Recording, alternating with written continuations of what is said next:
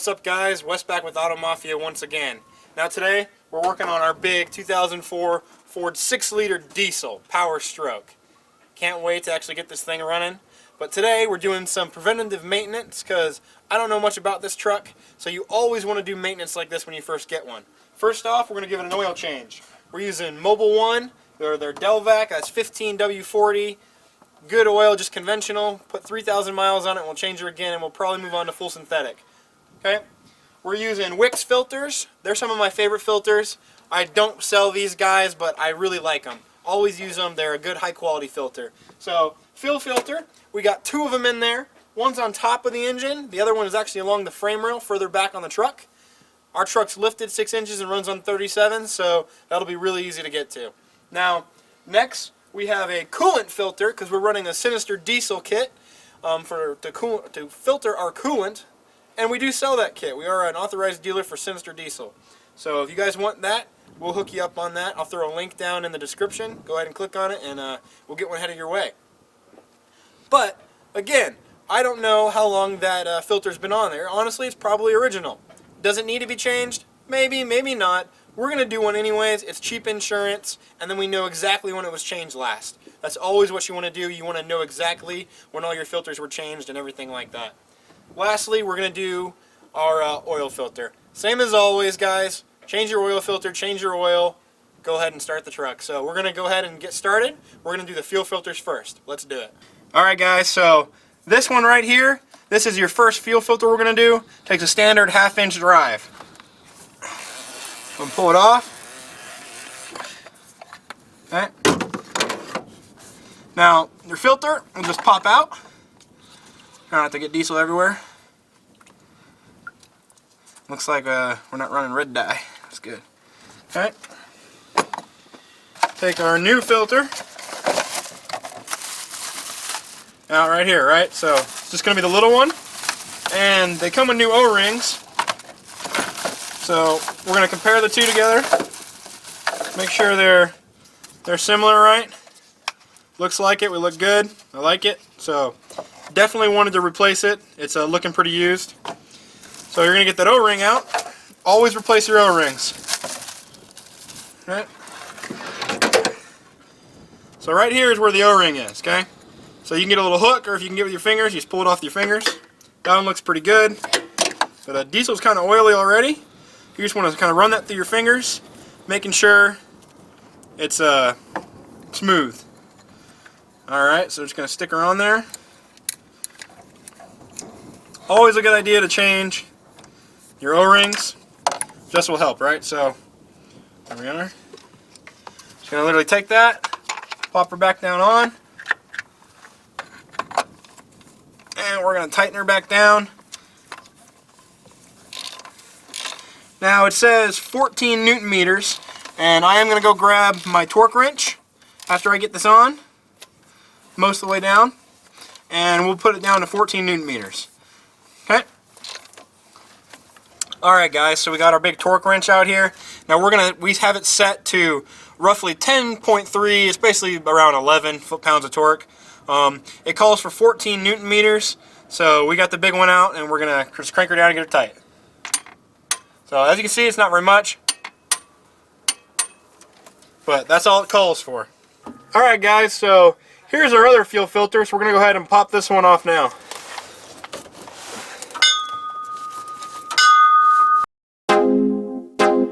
Dirt hit me in the face. Always wear eye protection.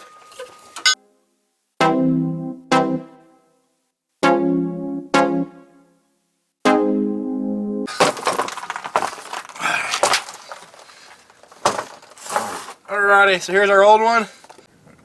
Alright guys, so just like with the other one, got our older filter and our newer one. They are two different styles.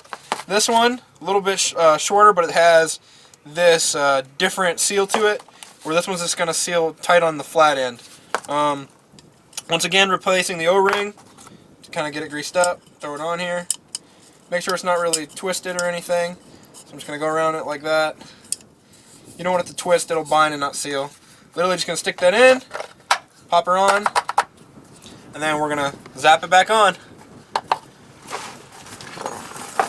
this one does call for 25 Newton meters.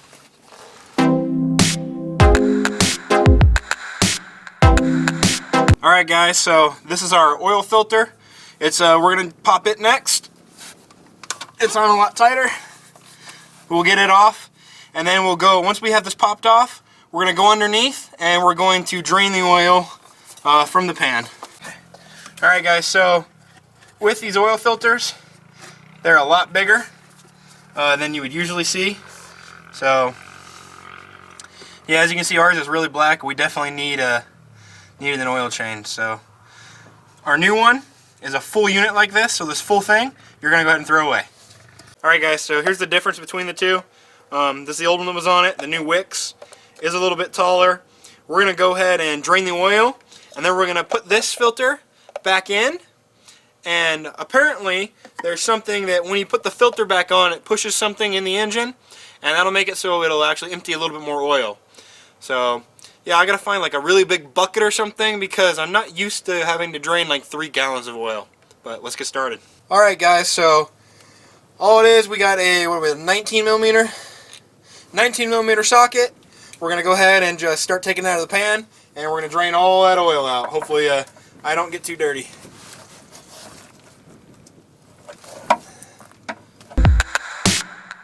Now if you push up on it with your fingers, it should hold the seal a little better. And when you're ready, you can just pull it out and move. Look at that. Didn't even get dirty. That is some thick oil. Alright guys, so I'm just putting some oil on this O-ring, making sure it stays healthy here. Obviously this is our oil filter, so oiled that up, throw her down on, and we're going to put this one down, and I'm going to check that other cap. I believe this one is also 25 Newton meters.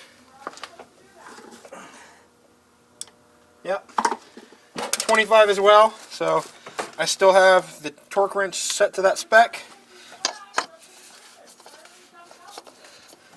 So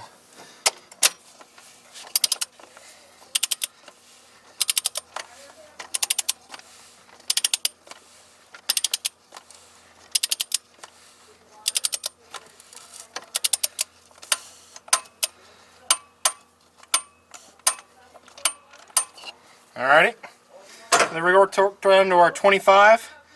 Now we're going to go back under the car, put the oil bolt back in for the oil pan, and then we're going to fill her up. Alright, so same as always, just reinstall our bolt. Make sure to hand thread it always when you first start it, and then you can use your wrench again and make sure it's on nice and tight.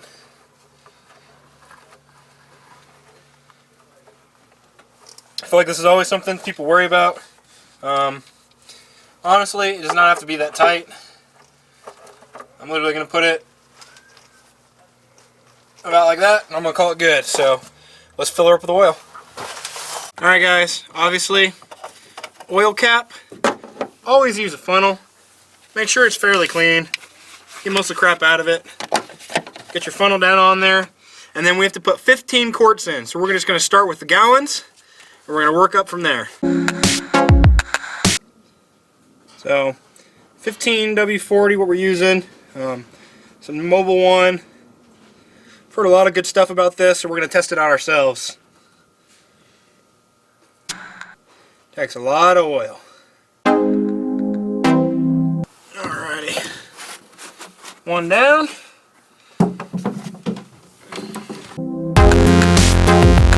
Now I'll tell you, this is not the easiest. I'm standing on the tire right now. Definitely not the most comfortable way to change your oil. But whatever, it's what we do. Hopefully she starts up and is running good. Alright, that's 2. Man, this thing takes a lot. I can't believe I'm dumping gallons in like they're quarts. Man, that oil is so much better looking. Oh, then we pulled out of it? Oh, jeez, that stuff was bad. Yeah, it's nasty. Super thick, super black. Who knows when the last oil change was, right guys?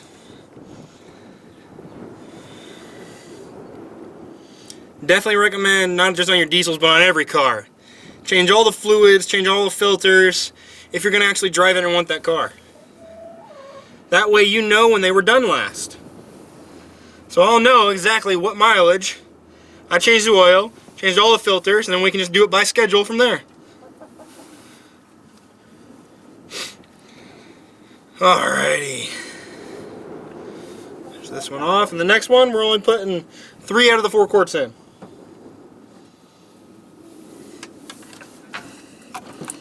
So I gotta be a little more careful. Don't want to overfill it.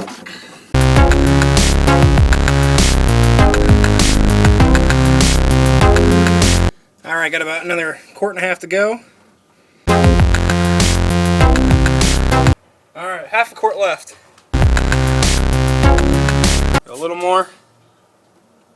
Alright. So I'm going to keep this open, obviously, because we're not sure that, I might need a little more. So, right now, everything should be tight again. What we're going to do, we're obviously going to pop this closed. Then, slipping on the tire. Pop this closed. We're going to crank her up and see what she sounds like. Let her run for a minute. Get all that oil pressure back. And then we'll check the oil level. So, woohoo! Start up. Let's do this. Alright guys, so we're going to be replacing the Wix filter on our coolant filter. It's a kit made by Sinister Diesel that we sell online. I'll put the link down below. But I'm not sure that I can really grab it with my hands and get it off. So what we're going to do is I'm going to pull it off, flip it over, and we'll pull it off that way. Now make sure to stop these. Turn these valves there so that you're not getting anything flowing into here when we try and do this. So I'm going to go ahead and pull it off. Alright guys, so got my new filter. Had a pretty hard time actually getting off the original one, but we got it on. It obviously was the first time it had ever been off in its entire life, so just going to clean the bottom of it off. Wipe out any of the crap that's kind of sitting in there. Try not to drop all the screws. So, you can see there's a Sinister Diesel piece. Not too bad looking. Like I said, we sell these, so. But, yeah, just kind of cleaning it off. Then, literally, just going to get a little bit of water, coolant. It's got enough oil properties in it. Rub it around that seal. Thread her on. There you go. You're threaded on there. Now I'm not going to put it on as tight as they had it because I want to be able to take it off again. So there we go. Now all I got to do is reinstall the bolt and we are good to go. So, and of course the bolt has to go in first. So off the back this should come. Remember, put the bolt in first. Now we can put it on again.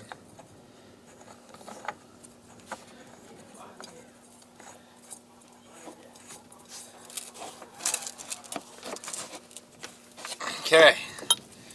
Now back on we go. Give it some twist. And then now it's back on, we can open up these stops again. And it'll fill back up.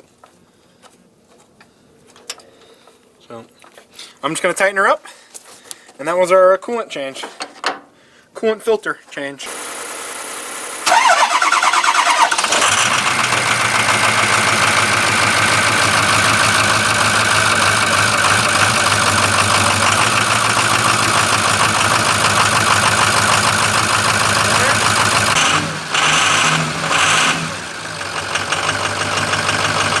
Looks like we got good oil pressure. We want to run for a minute. Take it for a spin.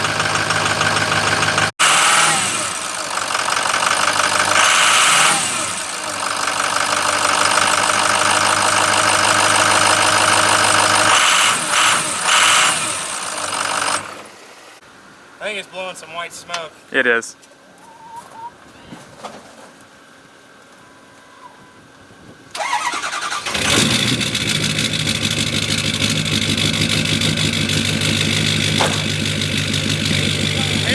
nothing.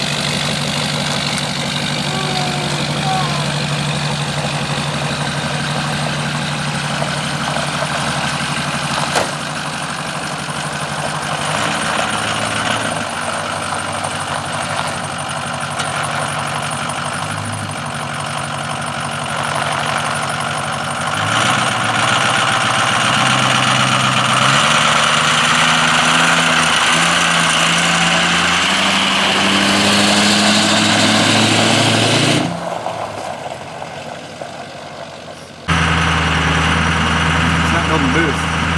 Yeah. That's what I do. There we go. Build me some boost. Build some boost. Come forward. Yeah. I'm sure it needs a tune.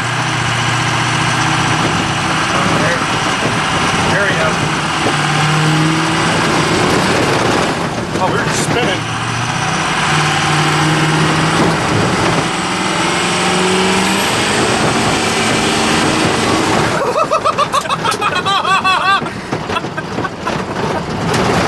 Okay, it takes a little bit to get into boost, but holy crap, once it gets into boost, it goes!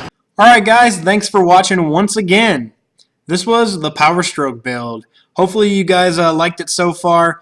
Now I'm going to explain a little bit what happened right there at the end. So basically I am going full throttle and I'm not building boost till about 2800 RPM, and then all of a sudden, holy crap, hang on, the thing breaks all 4 tires loose and we're bouncing all over the place. Pretty crazy.